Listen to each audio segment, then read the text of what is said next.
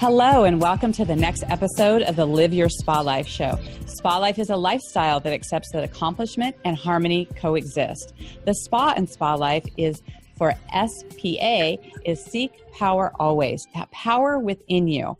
And that is what we're here to do, to talk today with our special guest, Stacy Lynn Harp, talking about the power within and taking a look at the spiritual aspect of how we really reach our power. She's been on the Fox News television dayside. She has her own show of the Bible News radio, and she's also a manager with LegalShield. So she's a business owner as well, and how you can maneuver things in your life between spirituality and business and life. And we just want to jump into that conversation and welcome Stacy to the show. Thank you. It's a pleasure being here. Thank you for asking me to come on.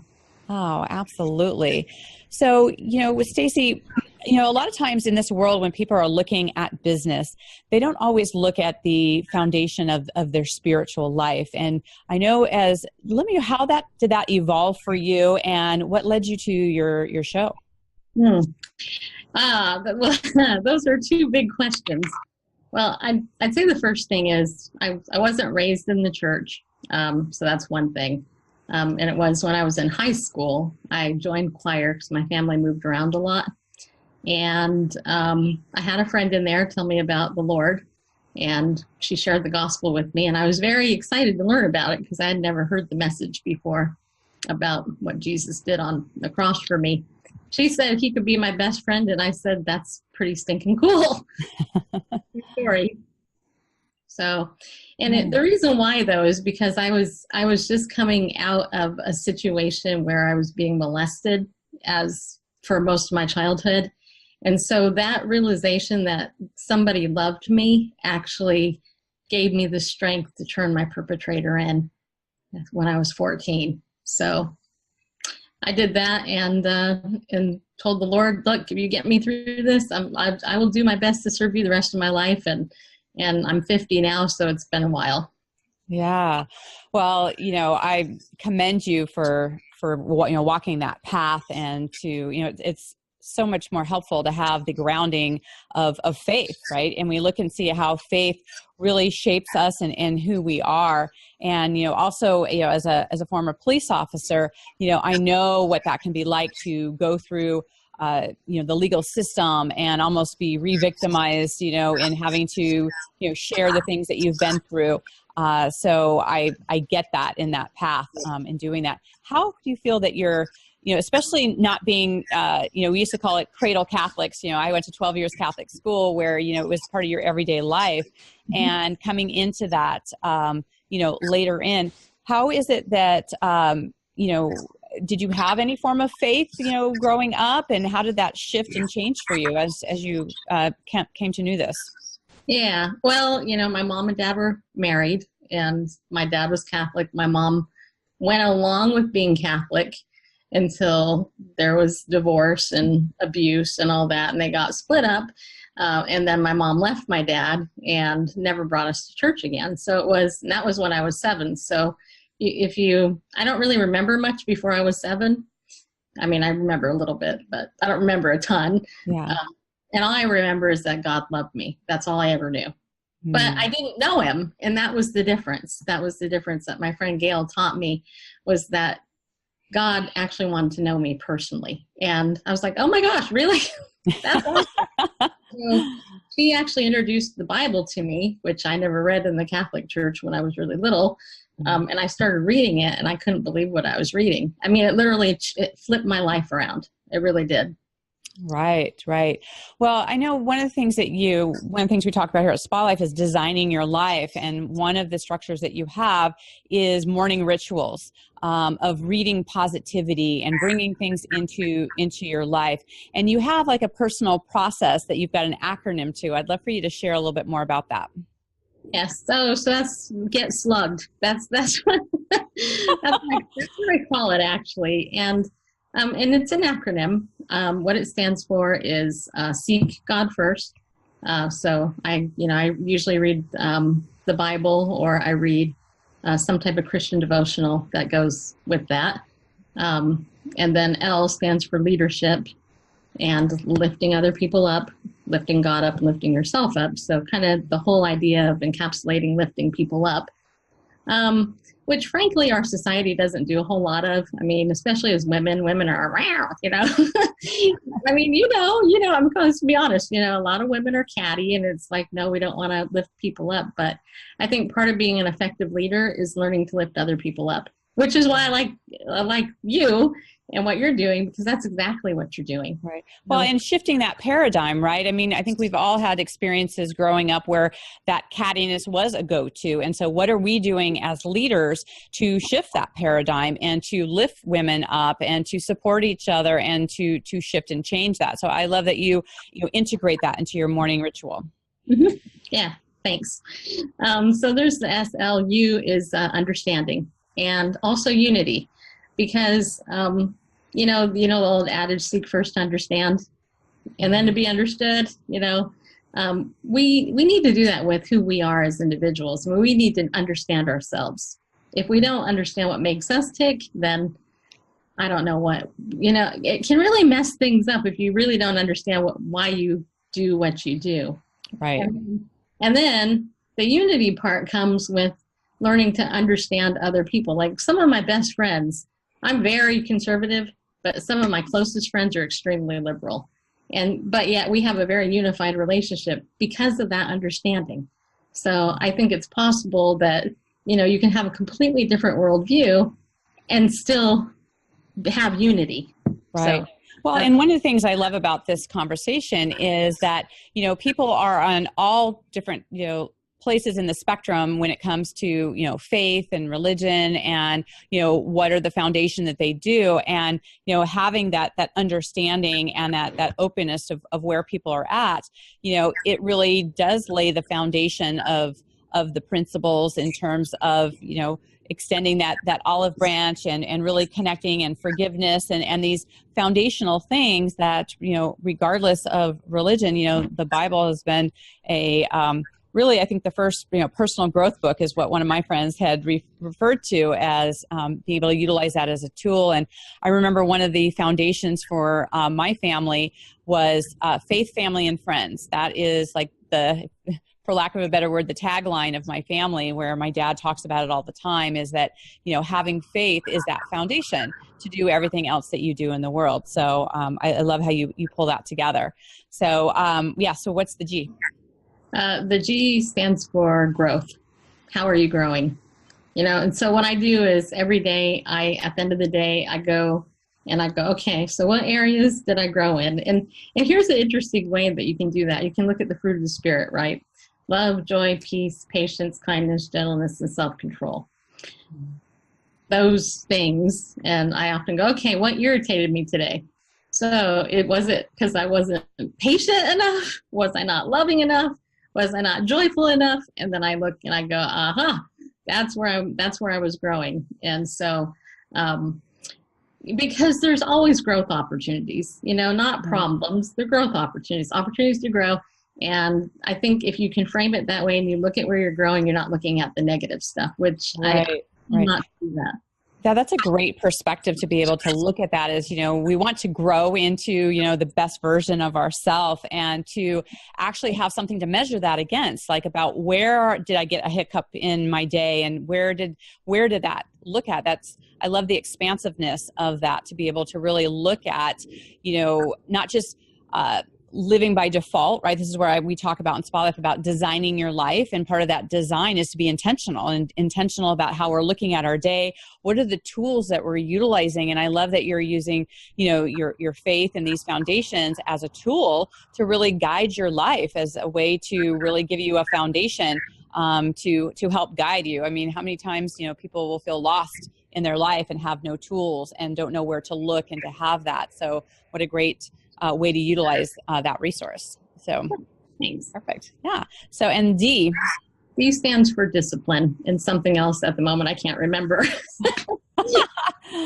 It'll come to me after the show. I had it written down but mainly discipline, because I think part of the problem, and this is actually something that I'm doing this year. I'm going through a book. It's called 365 Days of Self-Discipline. It's by Martin Meadows.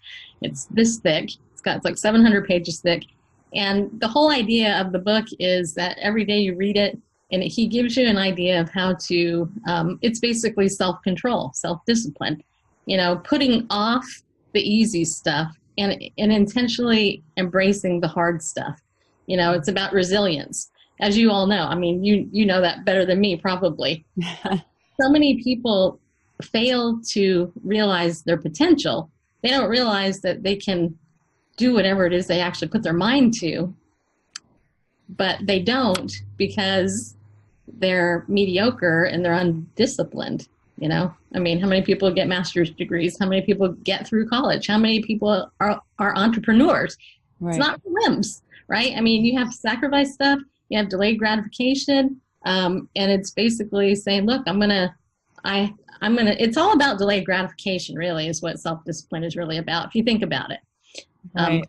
I read that book, and it challenges me because I'm like, ooh, yeah, I have, like, if everything was effortless, then what would be the point?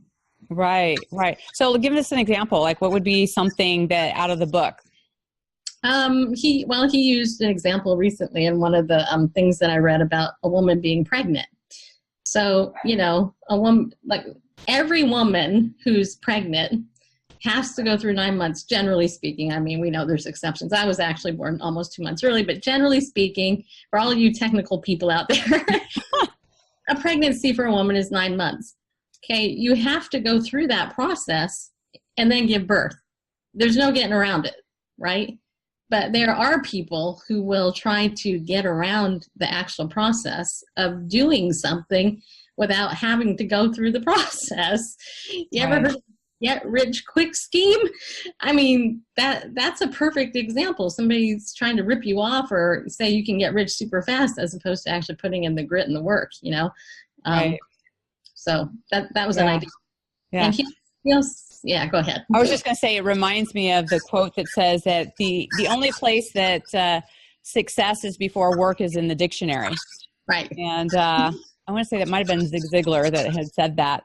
But, it's interesting conversation around discipline. I mean, discipline is like of disciple, like what is it that you are, really committed to? And also when you look at decision is, decide is to cut off any other options of doing what it is that you're doing. And so that deciding, you have to have that discipline to actually have the accomplishment. And, I don't know, what do you think about, especially now and especially with your show, you kind of look at what's happening out in the world and, there's kind of like that squirrel syndrome, like whatever's flashy and happening, people get distracted so easily, whether it's electronics or just life in general.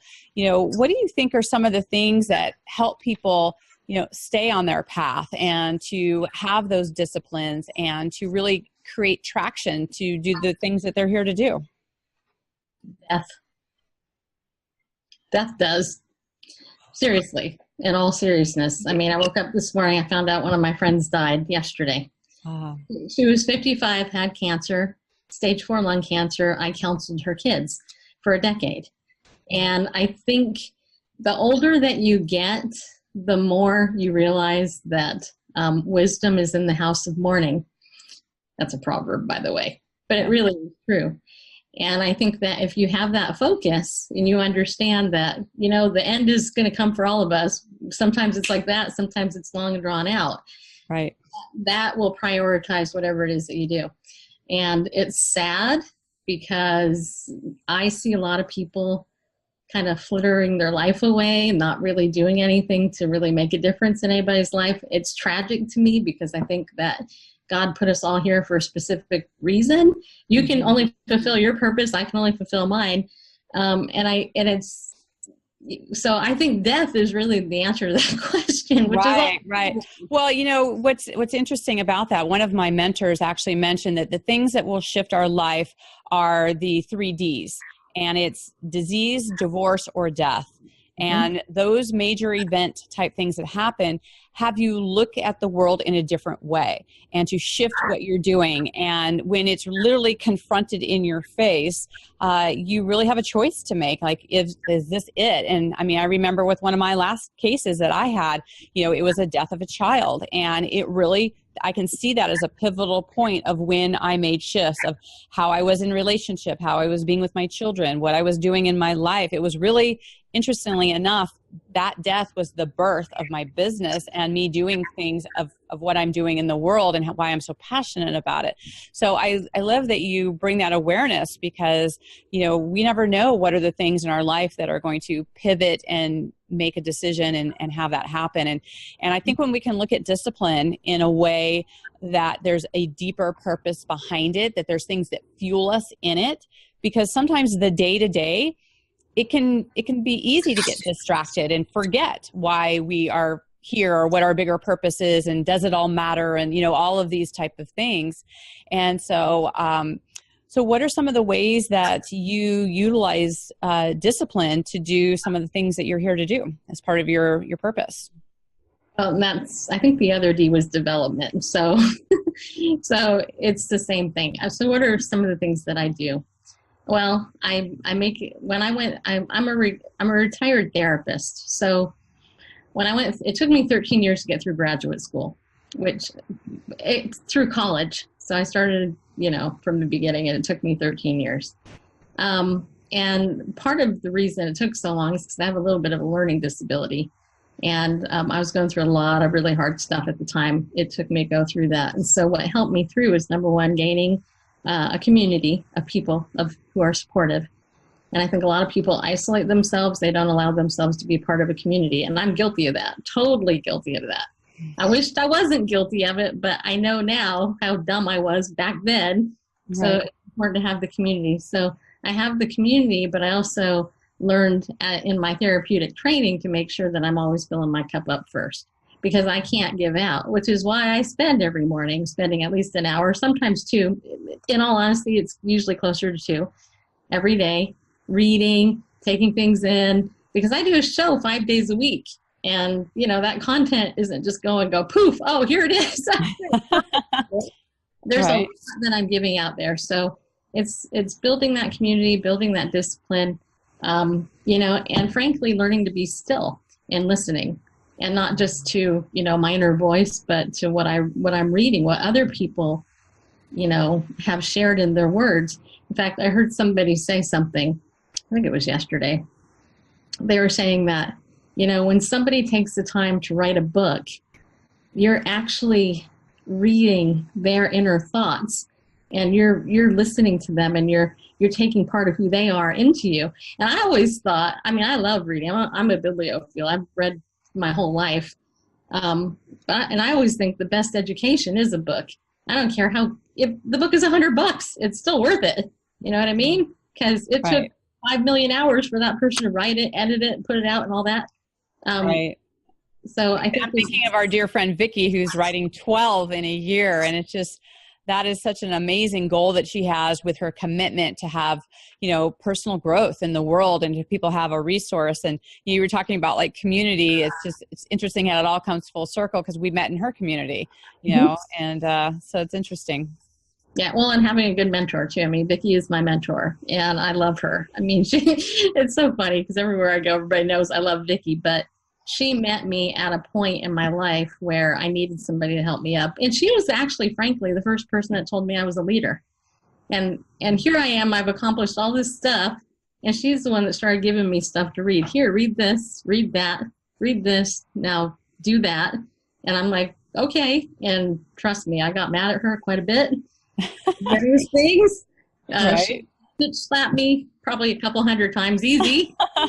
Well, but I've learned from it and I've grown from it. And, because of her influence in my life, that she's really changed my life. So, right. Well, and don't they say that, God only gives us what we can handle and, brings us the right people that we need. It's kind of like the teacher arrives when the student is ready. And so it's just amazing that God had a beautiful package that arrived for you in her. Yes. Well, but also what people have to realize is I was ready, right? Like what you just said. Right. I'm ready. And she's one of the most kindest, gentlest people I think on the planet. But Agreed. she is also a hard ass. And she would get mad at me if I said the word ass in front of her. And Sorry. agreed again. But the truth is, she is. She does not accept anything less than what she knows you can give. And people need that. You know what I mean? Yeah. I mean, Yes. that grit. Feet to the fire. Mm-hmm. Exactly. Yeah. Yeah. I love that. I think it's important to have mentors in your life that aren't afraid to take a stand for you. Right. And, it's the blind spots that you may not see when you're in the path. One of the things Les Brown used to always say is that you can't see the big picture when you're in the frame, right? It limits your view. And so really having the people in our life that support us is really huge. So I love when you talk about the discipline of stillness. That is so important. That is something that I am continually striving to do better at, to really give myself that time in the morning. And that is actually one of the intentions I had for this year, was to give myself more time in the morning, to be contemplative, to be able to still myself enough to hear the wisdom, to hear the messages, and to really be present to that process. So, that's a great undertaking. Yeah. Do you ever watch birds? I have. Yeah, occasionally. Yeah, I guess I have actually, out in nature. And, I don't know that I intended it, but I, just in nature, just noticing them. Tell me more. Well, I have some bird feeders that stick on your window, and you can fill them up. I live here in Tennessee, and the birds here, I grew up in California, but the birds here are beautiful. There's cardinals, there's doves, there's little finches, there's all these things, and it's so fascinating. It took months for them to find my feeder, but once they did, the whole world comes to my window. I literally sit with my coffee in the morning and I watch the birds come up and feed and fight one another. The doves are really aggressive. They like to hog everything. The cardinals come up as couples. The male and the female cardinals always come up. You can see them swap seeds and stuff. And I have a cat that likes to hit the window when they come up. She's really mad at me because of that. But that's part of my stillness, is being able to watch nature literally out my window, and I don't even have to go anywhere because, Right. I really recommend that. Yeah. Well, and it's just to have that caption. Now, would this be Squeakheart, the cat? Squeakheart is Gideon. Yes, that's my cat. I call him Squeakheart because he squeaks a lot and he yells at me in the morning first thing. I knew there was a story behind the name of that cat, so it was about time on that. Yeah. So yeah, I like that. I like that silence there. So I know also, and I don't know if this comes from your training as a therapist, but one of your practices is reframing things. How do you utilize that? Well, like this morning, just as an example, when I found out my friend Karen had died, I knew she was gonna, but it's just different when you find it out, right? Right. So, I'm so sorry for your loss on that. Thank you. But I had to reframe it and go, okay, look, it's really easy for me to go feel my feelings, and I have been all morning, let's just be honest, right? Because I'm concerned about her children. Because the irony of it all to me is that I started seeing her right after my mother died of cancer, about the same age her daughter is. Oh, wow. So it's this weird kind of circle of life kind of thing. Yeah. But I had to reframe it. My husband said to me this morning, he said, well, it's just a pause. It's a temporary pause in a long conversation. Okay. That's a nice left brain way to put it. Thank you, honey. But to reframe it, one of the things I always used in therapy was I would say to a client, okay, have you ever looked at a picture frame on a picture? Now, what if it was a butt ugly one? What would your eye be drawn to? Would it be drawn to the beautiful picture or the butt ugly frame? If it was ugly, it's the frame because it's messing the picture up, right? So I always say, look, just look at the frame, make it beautiful, and flip the script basically. So I'm going to miss my friend Karen, and I feel really bad for her family. However, I know for me, the death of my mother was probably the best thing that ever happened to me, which sounds horrible unless you know my whole story. Yeah. And all I know is that her daughter and her son, they now have an opportunity, a growth opportunity to see what life's going to be like without their mom. You know, it could end up becoming a catalyst for something major in their life. So, right. And Karen is no longer suffering with stage 4 lung cancer, and she never smoked. So cancer is a bitch. That way. I'm sorry, I'm swearing in your show. Probably not what you expected, but it is. And Right. Well, I do like the reframe around that too. You know, that it's also been said that, you know, in the mess comes the miracle, right? And so, you know, in order for us to really have these bigger learnings, we have these life experiences. And I love when it says that things happen not to us, but for us.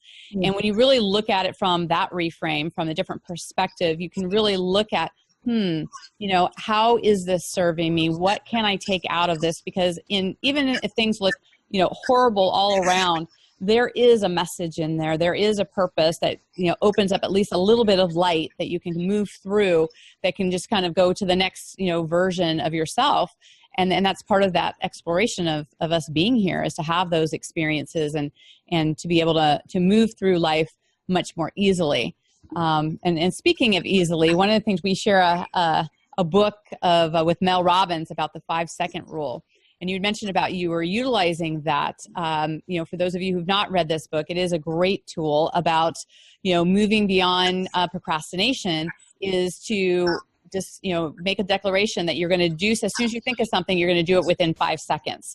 Because once you wait, you know, beyond the 5 seconds, there's a hesitation, then there's a procrastination, and then there's a self-doubt, and there goes down this, you know, downward spiral. And so really looking at the things and the tools that we have in our space that allow us to really stay progressive, allow us to have more discipline and to do the things that we're doing.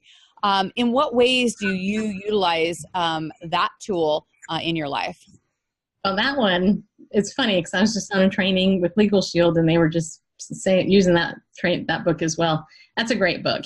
And honestly, I could have saved years in therapy if I just had that book. I'm just saying. Well, I've heard people say that. Yeah, no, it's true.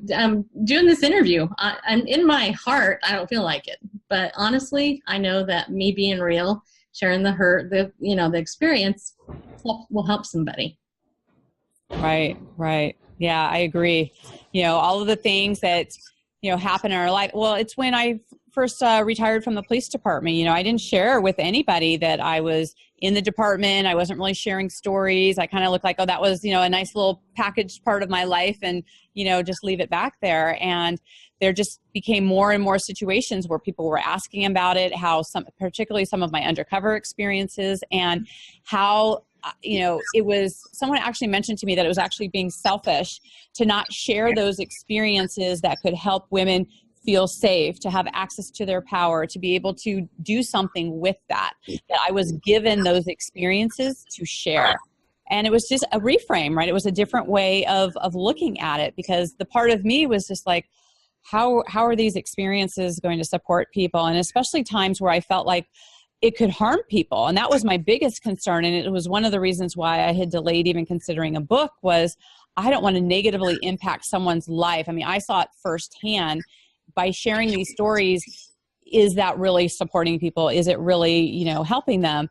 And we can look to just the society in general of how, you know, what the shows people are watching, people have a curiosity. They want to know, they want to learn, they want to make their own decisions around those things. And so again, you know, looking at our experiences in our life, you know, it can make a big impact. So, you know, is there another experience in your life where you're like, man, I really didn't want to share any part of this with anyone, but you realized that the message was more important to share?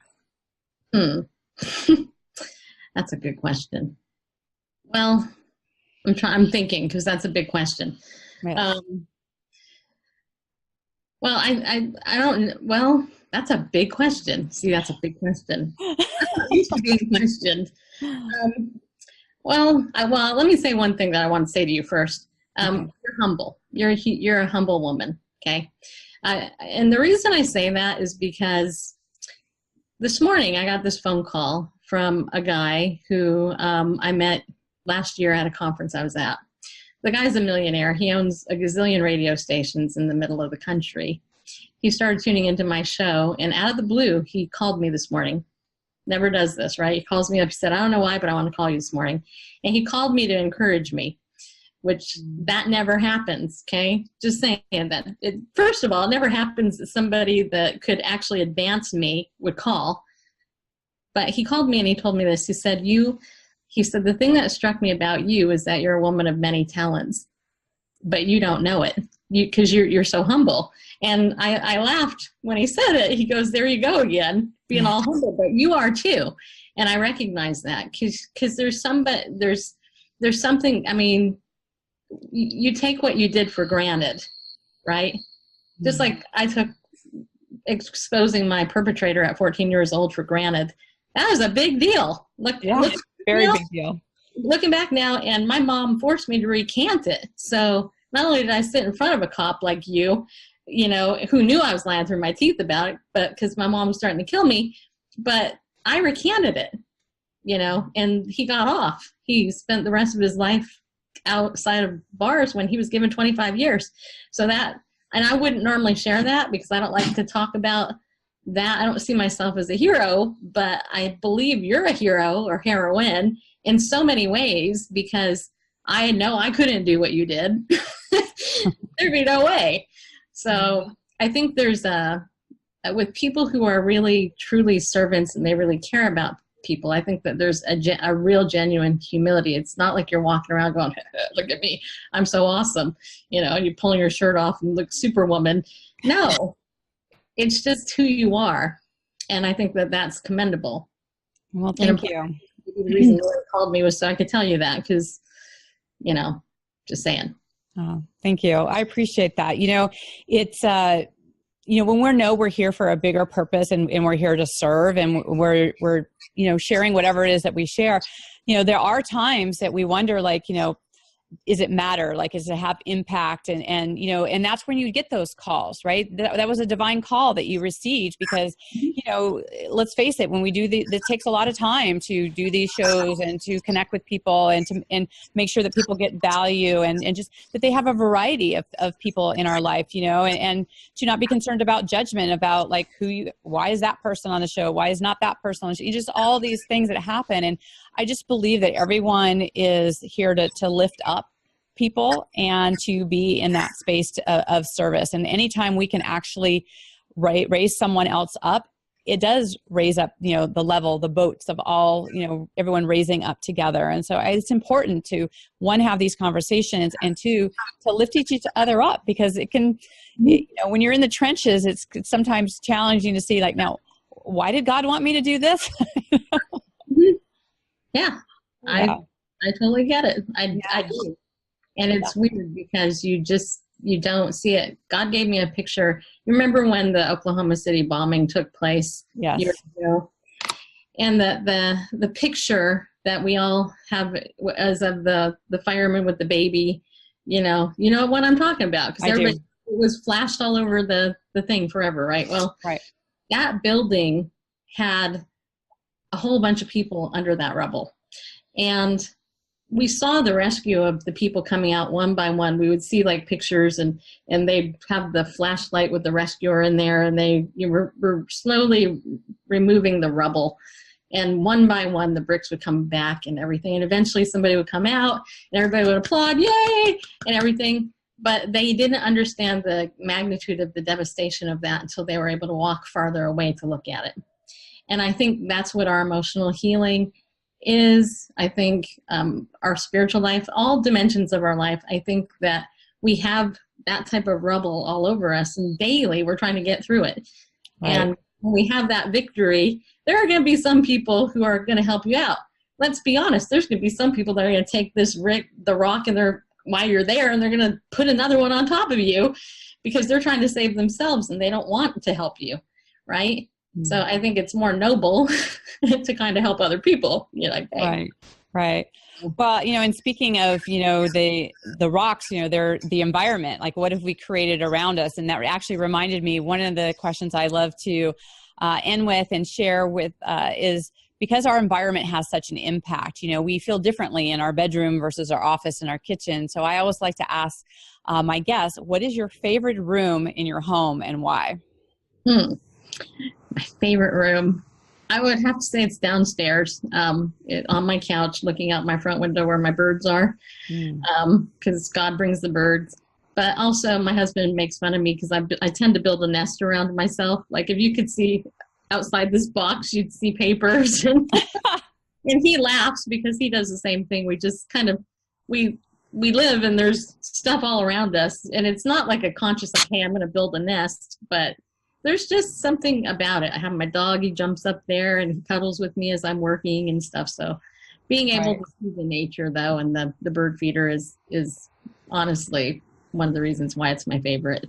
Right. Oh, well, I could see anything that is connected with nature. It just, you know, it grounds us, and it also lets us know that things are bigger than us. I mean, we see what happens in nature, and just the majesty of that is something that grounds me as well. So I try and, you know, be part of nature as much as possible. So I so appreciate that. Well, and I know our time is going by so quickly, and we jumped on so many different topics, and I know there's things that are going to be, you know, landing for people to want to revisit. And I know that you have a gift for our audience, and, you know, also please share how they can stay in contact with you. If anybody wants to have access to the Unstuck Club, all you got to do is contact me. You can contact me. I'm at Bible News Radio pretty much everywhere, on Instagram, BibleNewsRadio.com, Facebook, Twitter. And what the Unstuck Club is actually a series of videos. They're all free. They're short little teachings, basically teaching people how to become unstuck. Pretty popular. Yeah, perfect. I love that. Well, thank you so much, Stacy, for being on the show and sharing your wisdom and being willing to open your heart and share your journey with us. Well, thanks for having me. It's been a pleasure, actually.